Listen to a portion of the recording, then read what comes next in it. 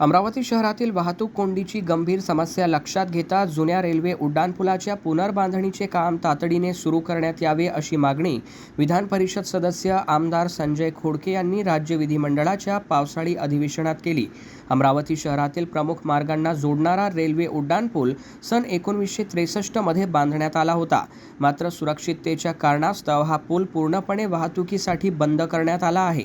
त्यामुळे शहरातील प्रमुख रस्त्यांवर मोठ्या प्रमाणात वाहतूक कोंडी होत असून नागरिकांना दररोज गैरसोयीचा सामना करावा लागत आहे। या पार्श्वभूमीवर नव्या रेल्वे उड्डाणपुलाच्या बांधकामासाठी राज्य सरकारच्या अर्थसंकल्पात सुमारे 125 कोटी रुपयांचा निधी मंजूर करण्यात आला आहे। तसेच हा प्रकल्प सार्वजनिक बांधकाम विभागाकडून महाराष्ट्र रेल इन्फ्रास्ट्रक्चर डेव्हलपमेंट कॉर्पोरेशनकडे हस्तांतरित करण्याची प्रक्रिया सुरू असल्याची माहितीही यावेळी देण्यात आली। आमदार संजय खोडके यांनी सभागृहात मांडलेल्या मुद्द्यात नमूद केले की प्रकल्पासाठी नव्याने सर्वेक्षण, आराखडा तयार करणे, डिझाईन निश्चित करणे आणि प्रशासकीय मान्यता मिळविण्याच्या प्रक्रियेत मोठा कालावधी लागण्याची शक्यता आहे। त्यामुळे प्रकल्पाच्या अंमलबजावणीत विलंब होऊन नागरिकांच्या अडचणी अधिक वाढू शकतात।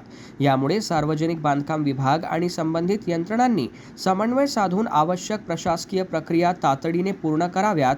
तसेच पुलाच्या पुनर्बांधणीच्या कामाला गती देऊन लवकरात लवकर प्रत्यक्ष काम सुरू करावे अशी मागणी त्यांनी केली।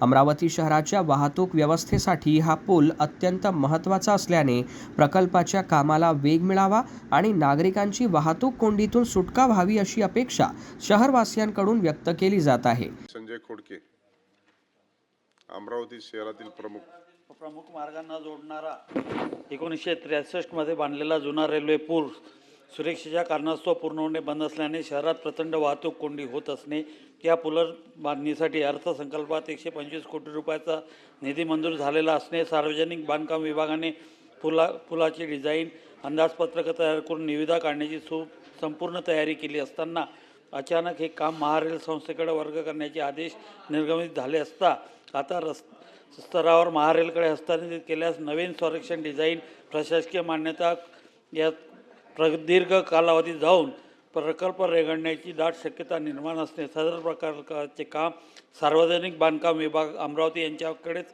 कायम ठेवून तात्काळ निविदा प्रक्रिया सुरू करण्याचे आदेश द्यावे अशी मी शासनास विनंती करतो। आपण परवानगी दिल्याबद्दल आपले आभार।